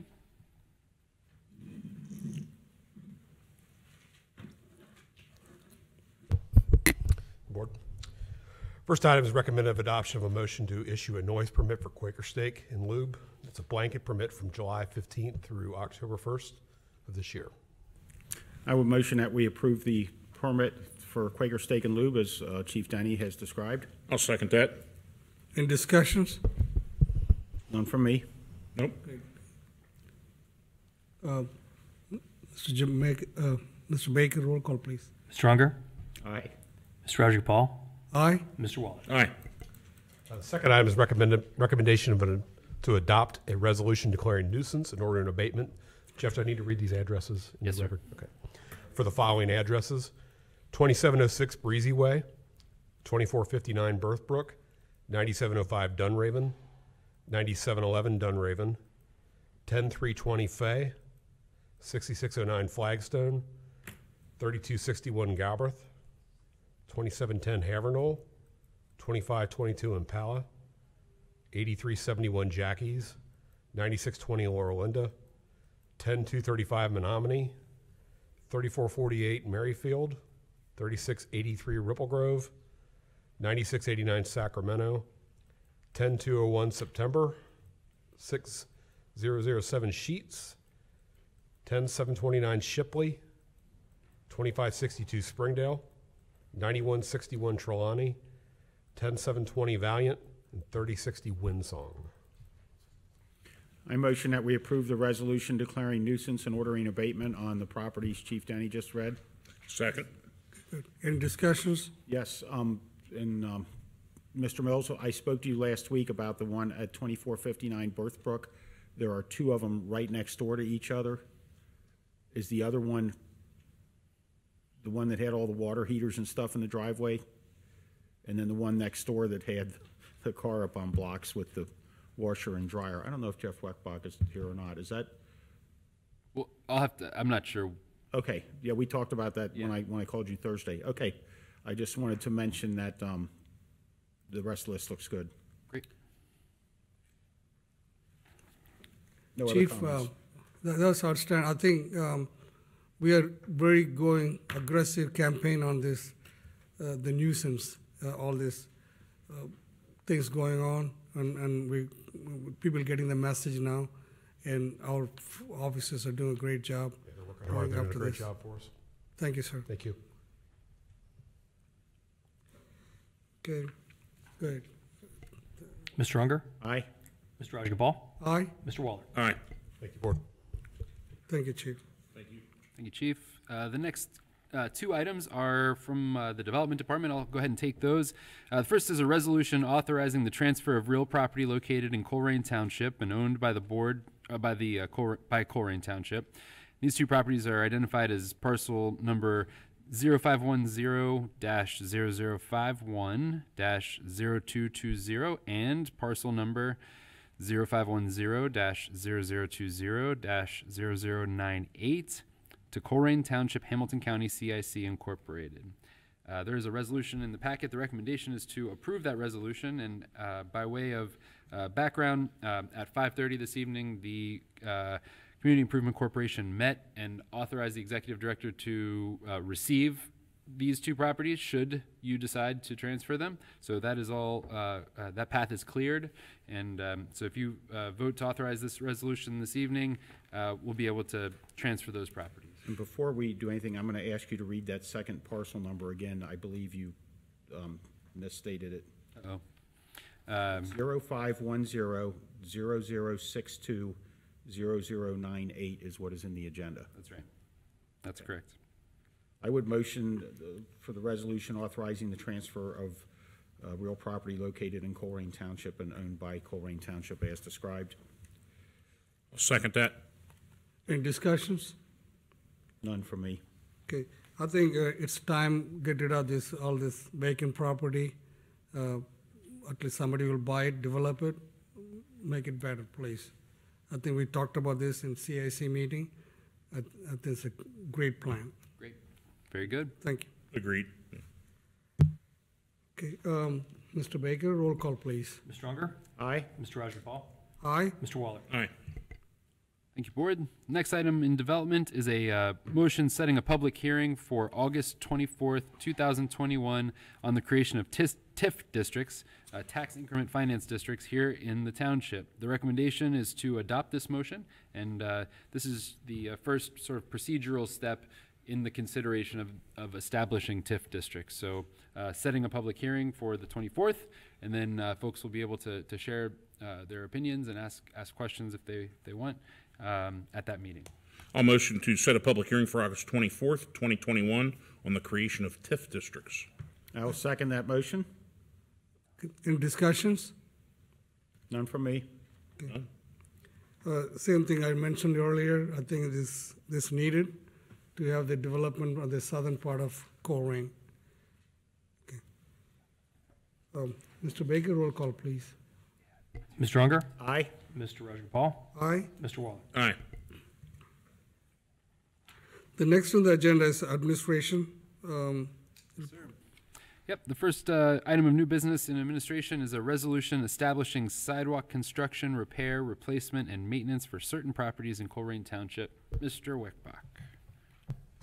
Good evening, Board. Per the public hearing that we had earlier today, and as I mentioned then, there's a resolution that you all must adopt before we're able to begin the work here for the sidewalk maintenance program. We did send out letters to all the residents letting them know when the public hearing was going to be, in addition to making sure that we follow the ORC requirement of putting this in a paper. Outside of that, I recommend adoption of the resolution. I motion that we adopt a resolution establishing sidewalk construction, repair, replacement, and maintenance for certain properties in Colerain Township. I second it. Any discussions? None from me. Mr. Baker, roll call, please. Mr. Unger? Aye. Mr. Rajagopal? Aye. Mr. Waller? Aye. Thank you, Board. The next item is sort of a tag along to this item. It's a motion to authorize the Township Administrator to execute a contract with Atleta for sidewalks maintenance project. We put this out. We received 2 bid responses to the project, one from Atleta for $35,000 and one from R.A. Miller for $43,000. I recommend adoption of the motion. I motion to authorize the Township Administrator to execute a contract with Atleta for sidewalk maintenance project. I will second it. Any discussions? None from me. Jeff, you got a cost. Do you know anything about the quality of the work this company does? Yes. Did you do some investigation how they do that? Absolutely. Have they done it before? They've done probably millions of dollars of work for the township over the years. Both companies have, both from sidewalk, curb, and mill and fill paving. Okay. And even total reconstruction. I think that some of our skip projects have gone to these 2 contractors. Very well respected. So you're comfortable with the quality of their work? Absolutely. Yep. Yes, sir. Matt, you got any discussion? Yeah, so is it typical, I can't remember from last year, 2 bids seems low? I mean, obviously we advertised for bids. How many did we get last year? Last year, we had to do 2 different iterations of the bids. I think we got 4 on the first, and then on the second we had a few more. Some firms don't necessarily bid on this work because it is CDBG and there are additional requirements that they have to follow in terms of paperwork. Others, it's just, they're busy. And so they're looking at their schedules and their availability. And Atleta, I believe right now, is currently working on our overall road program, if I'm correct. So they have some economies of scale that they're realizing by jumping on this contract. Okay, it's Atleta, or is it spelled properly in the? Yes, it's Atleta. They're out in Laughlin. They're a very well-established company, and I'm confident they're going to do great work. Yeah, for us. they did for North College Hill when I was there too. I just want to make sure that we. And these are sort of piecemeal, go down the street, replace certain blocks of sidewalk projects, and Atleta's pretty well set up for that type of work, and some other contractors are not. So, yeah. No other discussion from me. Any further? No. Mr. Baker, roll call, please. Mr. Unger? Aye. Mr. Rajagopal? Aye. Mr. Waller? Aye. Thank you, Board. Thank you, Mr. Weckbach. The next item on the agenda is a resolution authorizing the adoption of amended appropriations, and our Finance Director, Mr. Jeff McElravy, will join us. Good evening again. Good evening. Good evening, Mike.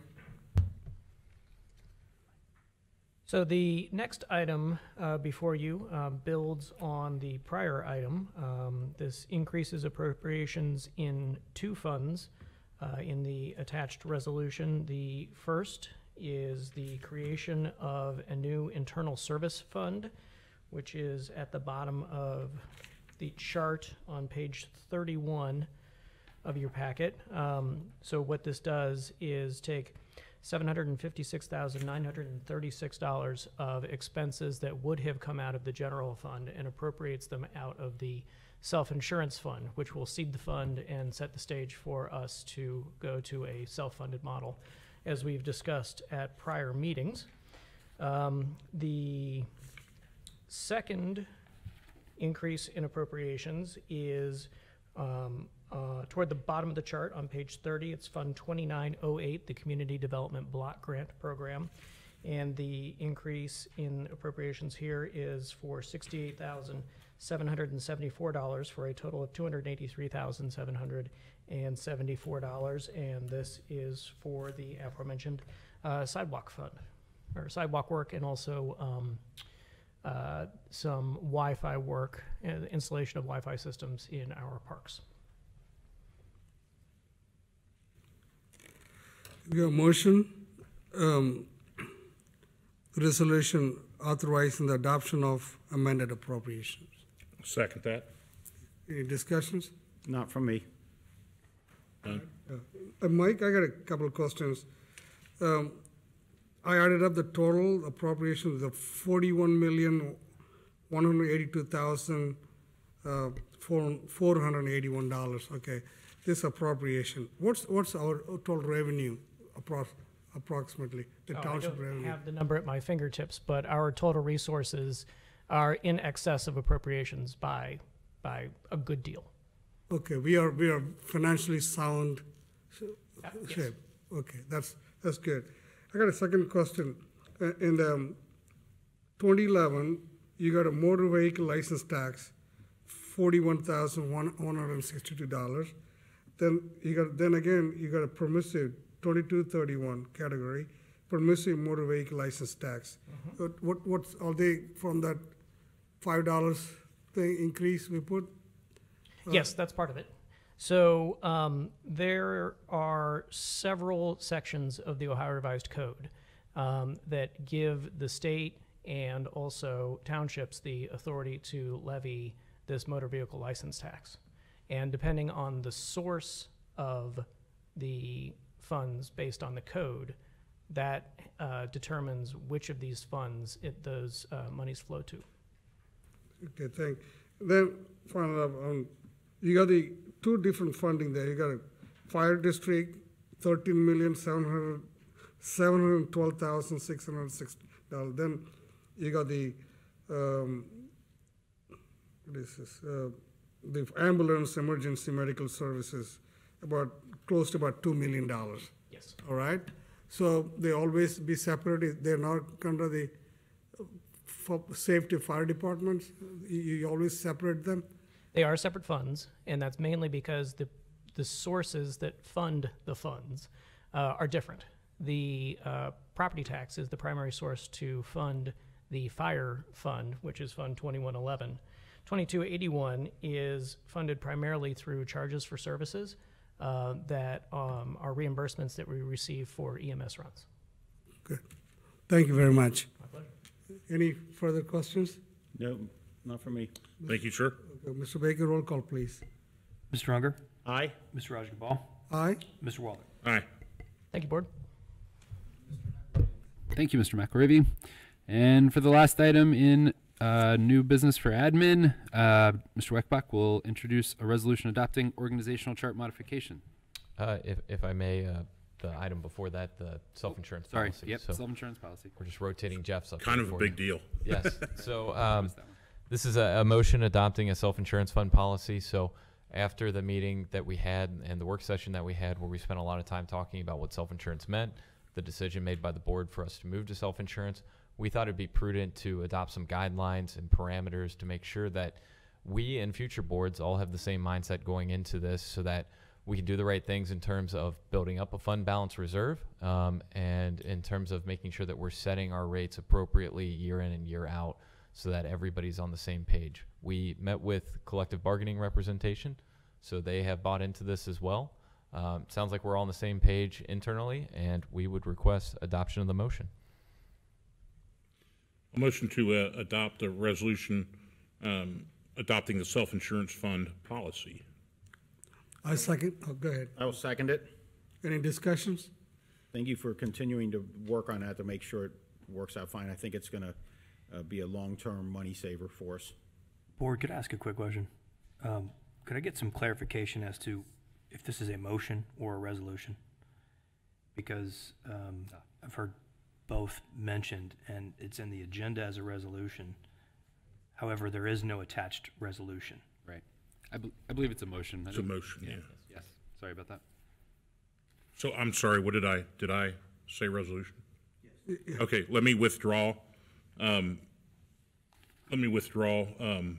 My motion to adopt a resolution, and let me then enter a motion to adopt, a self-insurance fund policy. Okay. All right. I will second it. Okay. Any discussions? No? I think that's good program, and hopefully it'll save a lot of money for the township. It benefits employees. Good. Okay, Mr. Baker, roll call, please. Mr. Unger? Aye. Mr. Rajagopal? Aye. Mr. Waller? Aye. Thank you, Board.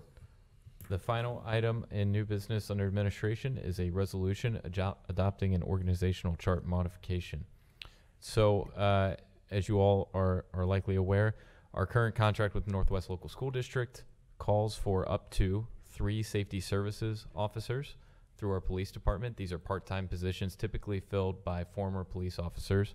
Up until this date, Northwest Local School District is elected to not have 3, but only to have 2. They've told us with this coming school year they would like to have 3, and so this resolution would allow us to add that position to the org chart so that it would be funded by the school district, and we can hire that person later in this meeting so they can get in for training before school starts.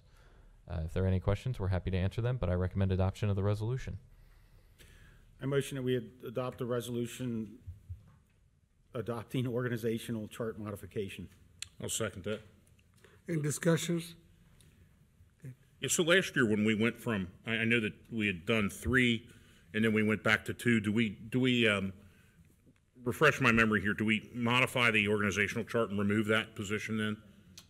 We will if it makes sense at the time, and we weren't sure that the school district was going to enact that. So rather than just leaving a long-term vacancy on our org chart, we decided to remove it, and now we're going to add it back. Okay, that's what I was looking for. Thanks.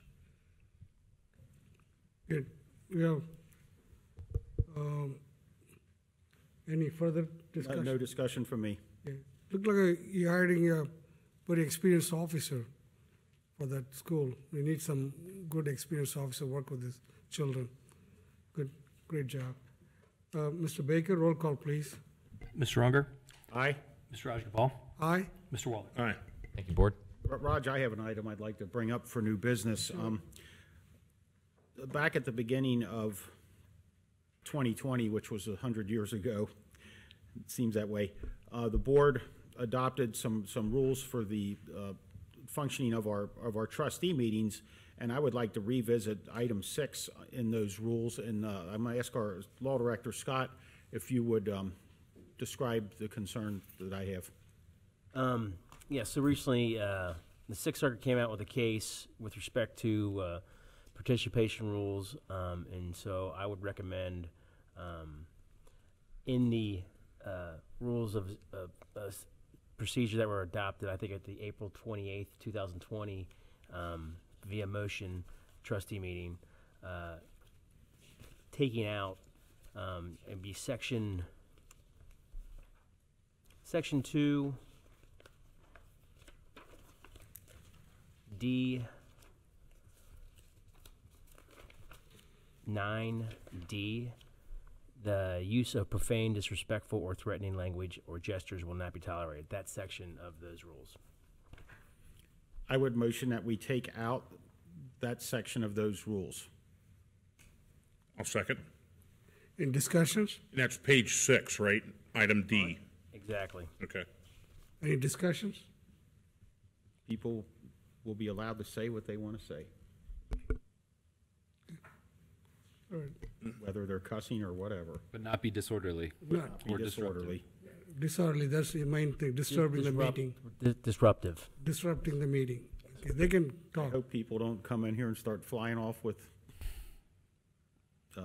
words that would make people blush, but please don't do that, but you can say what you want.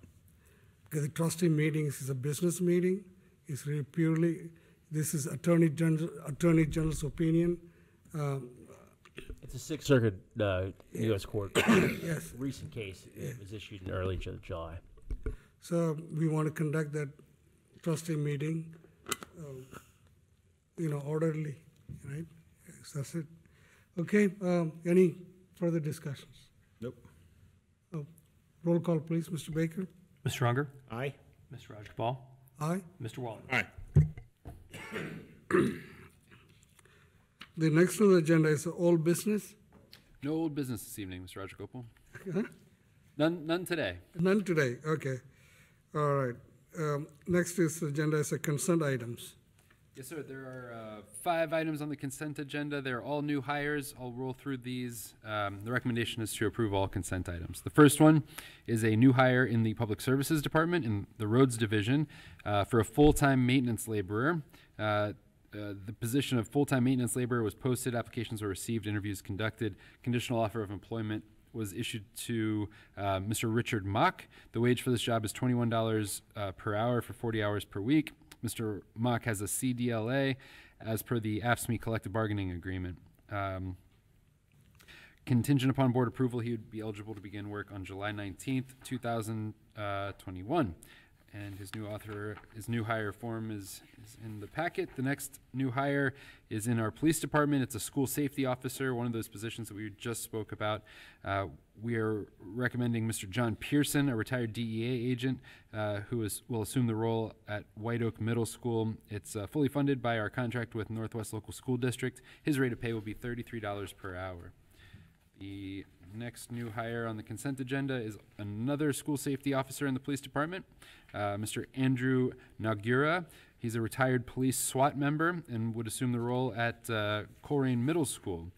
Position is fully funded by Northwest Local School District. His rate of pay would be $33 per hour. Next new hire we have is a police officer in the police department. The position was posted, applications were received, interviews conducted. A conditional offer of employment was extended to Mr. John McMahon. The wage for this job is $25.48 per hour for 40 hours per week, contingent upon your approval this evening and the successful completion of medical and psychological examination. He would be eligible to begin work July 14th, 2021. And finally, the last item on the consent agenda is a new hire in the police department, police officer. This conditional offer of employment was extended to Charles Frudeman. The wage for his job is $25.48 per hour for 40 hours per week, contingent upon approval this evening and successful completion of medical and psychological examinations.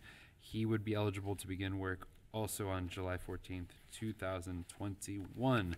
And recommendation is to adopt a motion approving all consent items.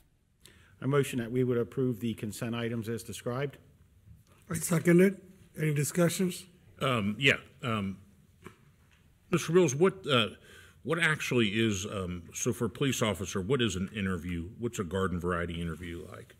That's a good question, and Chief Denny is not here anymore. But so there is typically an interview committee. In the instance of these two gentlemen, it was Lieutenant Cordy, Officer Enneking, Hain, Johnson, Robers, and Doe.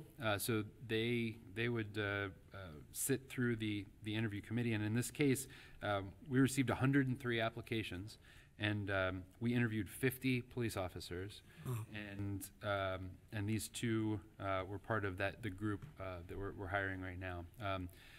So I guess my question is, and again, I don't know, I don't have a baseline for this. 50 interviews, 6 police officers doing 50 interviews. I assume that, so it's 50, there are 3 jobs that were filled. I assume the same 50, it wasn't 50, 50, and 50. Right. Yeah, right. But same pool. So it's like 17, 17, whatever. Yeah. Is that standard? Is that? Well, we have, so first of all, we've got earlier in the year, we had a number of positions open. You'll recall we've been hiring quite a number of police officers. It's difficult to find folks that meet our standards, and so we got to go through a lot to get to the cream of the crop. Okay, I just, again, I don't know, I've not done that, but it seems like a board of 6 people interviewing 50 that eats up a lot. I would imagine interviews probably, I see an interview for this kind of position as like a 2-hour plus interview. Is that? And that would have been over the course of the last, probably 4 or 5 months, honestly, because we run a test, and in order to qualify, you got to take the test and you got to pass the test. That gets you into the pool of candidates that are able to be interviewed, and then after that, it narrows down and narrows down and narrows down. So of those 50 that we interviewed, all of them had clean driver's licenses and took the test, and they were all eligible to be hired? I'm not sure that they had gone through, so for example, there's a number of boards that you need to get through. So you need to get through the psychological evaluation, the medical evaluation, the background check, and I'm not clear, as we sit here today, on the chronology. Okay. Maybe that's something that we can ask Chief Denny to speak about in his next administrative report. Yeah, I'll follow up with Chief Denny. That number just kind of jumped out at me. I'm not trying to micromanage it all. It just seemed like, wow, 50 interviews is, it is 3 positions. I just wanted to clarify some of that. People want to work here. Sure, yeah. Yeah, that's good. Also, like Jeff, you mentioned about they give the basic at the beginning written exams. After they pass the written exam, they give the agility test, make sure the physical, all this, and then you get a criminal background check. Do you also give polygraph test for these officers? I believe we do. But again, how about I'll call I'll have Chief give a full-blown presentation on the interview process and the selection process for police officers. All right, thank you. Thank you. So we already had the motions on the floor. Any further discussions, please? Not from me. Okay. Mr. Baker, roll call, please. Mr. Unger? Aye. Mr. Rajagopal? Aye. Mr. Waller? Aye.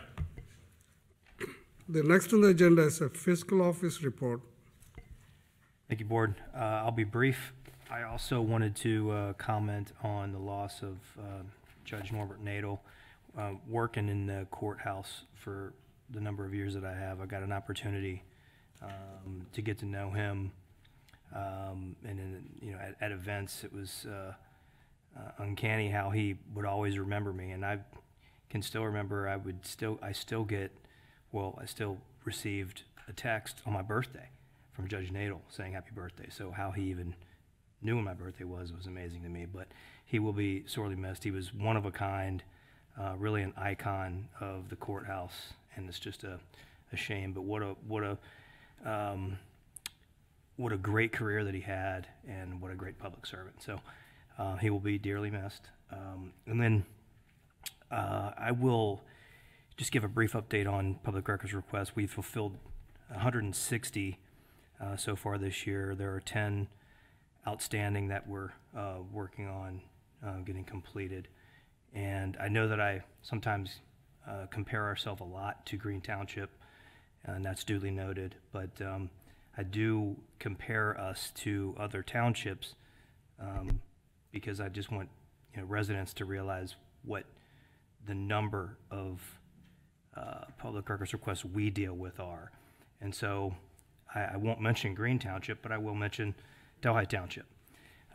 Because like I've said, we fulfilled 160 so far this year. We've received 170, and they have received 10 in that same period of time. So it's not just Green Township. I would argue that it's all townships don't deal with the number of public records requests that Colerain Township does. So with that, that's my report. Thanks. Thank you, Jeff. The next agenda is executive session if needed. I don't think so. Okay, good, thank you. Then that goes to the next is adjournment. It's what time is it? It's 8:53 p.m. The Board of Trustees of Colerain Township. I would motion that we adjourn the meeting. And I'll second that. Roll call. No discussion. No discussions. Mr. Unger? Aye. Mr. Rajagopal? Aye. Mr. Waller? Aye. The meeting is adjourned. Thank you to everyone who Thank you, watches our everyone meetings. coming to the meeting. Thank you.